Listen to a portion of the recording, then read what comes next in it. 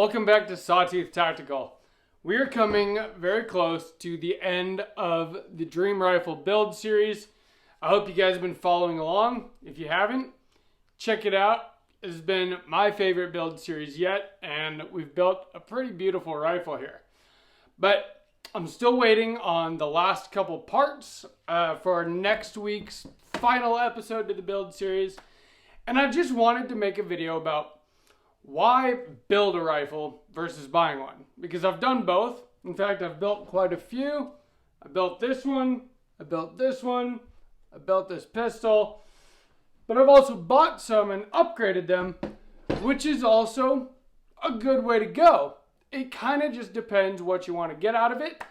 And I'm going to make the case for building in this video. I'm going to give you some pros and cons, mostly pros, a couple tips and tricks, and just kind of share with you the reality of putting your own gun together. So why build yourself like an AR-15, for instance? I'm going to use that as the main example here because ARs are easy to build. They're, people have called them tactical Legos or Legos for adults, and it really kind of is that way. For the most part, you could just buy every single part and put it together a lot easier than you can with something like an AK where you need, giant presses and stuff to do rivets and things like that. And so a lot of people build ARs. There's a whole industry and all these companies that just make AR parts. Some of them don't even make full rifles. They just make parts. And that's one of the really cool things about building. You can pick literally every single part and make exactly the gun you want. But does it really save you money versus buying a complete factory rifle? Not really in my experience, and I'm going to explain why. It can save you money depending how you do it, but there are some good reasons to build, in my opinion. Now, there are good reasons to buy a factory rifle as well. You're going to get a warranty, and the thing is going to be basically guaranteed to run, and if it's not, you can send it back to them. Their manufacturer will fix it and send it back to you, and then you'll have a rifle that runs. Whereas if you build it, that might not be the case, although it's pretty easy to get it to run as long as you know what you're doing when you're building it. And when I say you know what you're doing, when I built my first one, I didn't know what I was doing yet. But the information is very easy to come by online. YouTube doesn't let us show how to build guns anymore on their platform, but there are plenty of existing videos out there that could show you every step of the process. That's kind of how I figured it out the first time. A lot of it's just logical too. There are Facebook groups that you can, talk to people, Reddit, things like that. The information is out there. And as long as you buy quality parts, you can build a very reliable rifle. So when I said that you probably won't save money, this is my reasoning for that. When you buy a factory rifle, every part is chosen. They have an assembly line, a system in place, and they're able to build guns at whatever cost that it takes, and it costs them less to build guns because that's what they do. For you, for me, it's going to cost more to build one gun than it costs a manufacturer to build one of thousands and thousands of guns. Part of that is going to be, just the startup cost of tools. But you really don't need all that many specialty tools. If you're already kind of handy and you already have, basic tools that most people have in their homes, then you already have a good start. There's going to be a few things that you do want to get though. You do want a torque wrench. This is a very cheap one. There are more expensive versions, but this will do just fine for putting on your barrel nut. You do want to torque things to the correct spec. Also got a torque wrench that's smaller for smaller stuff, torquing optics, things like that. You're going to need one of these. This is your armorer's wrench. Magpul makes a great one. Again, this is a very cheap, example, but it does work. And I've used it. Mostly I use this for the castle net, and it does what it's supposed to do. You're going to want to do some research and find out things like what are the correct buffer weights, springs, stuff like that to use with the gas system that you choose. And when it comes to the gas system, that means picking the right barrel that's going to have the correct size gas port, the right gas system length for what you want. And I'm not going to try to go into all of those details in this video. That's all information that you can find out. You just need to figure out what kind of gun that you want to build. Are you going to build a short 300 blackout that's meant to be suppressed? Are you going to build a 9mm AR that doesn't even need or have a gas system? It's direct blowback. This is the first one I built, and I think for a first build, an AR-9 is a good way to go because, again, you don't have that gas system. It's a very, very simple platform, and it'll get you used to what it takes to put together an AR because it does have most of the same parts. Now, there are benefits to maybe buying your first rifle as a factory rifle and upgrading it. That's what I did with this and with this. These are both kind of cheaper rifles, more affordable. This is a Smith & Wesson M&P 15 Sport 2. I know it doesn't look like it anymore. And that's kind of my point, is that maybe for your first one, you buy one and then upgrade it until it is what you want. And in doing that, you'll learn a lot about AR-15s, about the platform, and it'll make you feel a lot more confident when you do go to build your first one. As much as I think that that is a great way to go, maybe for your first one, especially if you don't quite know what parts you want yet, the thing with buying and upgrading a rifle is then you're basically paying for parts twice because you're going to be replacing things like handguards, furniture, triggers, all of that kind of stuff. And so you're paying for all the original parts, the way the rifle was built, and then you're paying for new parts to upgrade it. Whereas when you build your own, you're only paying for those parts once. The reason I say that it probably won't save you money is if you're anything like me, you're going to buy nicer parts, and those parts are expensive. What you can do, and this is one of the big benefits to building, in my opinion, it would have been very expensive just to buy a rifle like this outright.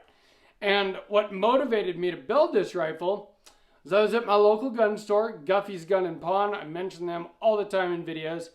They had a rifle for sale there, an AR-15. They wanted $4,000 for it. And it was a beautiful gun, and I wanted it. And it had almost all the exact parts that I want. It wasn't exactly like this. Quad rail, had a Daniel Defense upper, I think, on it. Forward controls lower. A lot of, duck parts. And instead of Eotech, it had an aim point. Whatever, that's not the point. I didn't have $4,000 to spend on a new AR-15. But what you could do if you build is you could buy one good expensive part at a time, and that way you kind of amortize out the cost of your rifle, so it doesn't cost you $4,000 all at once. It costs you $300 here, $400 here, $50 here, $150 there, until you end up with something like this. And then you have a $4,000 rifle, but you didn't have to have $4,000 all at once. And to me, that's a huge benefit of building. Another big benefit of it is it's fun to get a new gun, right? I love getting a new gun. It's a great day. But you only get that day once if you just buy the gun outright. If you build it, every time a new part comes in is like that great day. You get the handguard. You're excited to get the handguard. You get the light. You're excited about that. The optic, whatever parts it is, the trigger. And so you kind of get to not only amortize out the cost of the gun, but you also get to spread out the joy of, acquiring it, which I think is pretty cool as well. Now, is it tough to build an AR-15? No. It's pretty dang easy. And as long as you do a little bit of research and you do get the couple of tools that you do need, you do want to torque things correctly, it's pretty easy. As long as you're kind of handy. I promise, if I can figure it out, you can figure it out. Most of it, I mean, AR-15s are like bolt together kinds of things. You do, again, I'm going to keep saying this, you do have to torque things correctly. There are some things that you must do right because you are containing an explosion in here, and you want to make sure that the thing is going to be safe. And so you do got to do that correctly. And you got to, use the right buffer weights and things. And I've even screwed that up after doing research. But you know what? Those things are very easy to fix. You put the wrong buffer weight in it, it doesn't cycle. You put a different buffer weight in it, and then it cycles. It's that simple. But the biggest benefit of it is the feeling that you get when you finish building your custom rifle, exactly the parts that you want in it.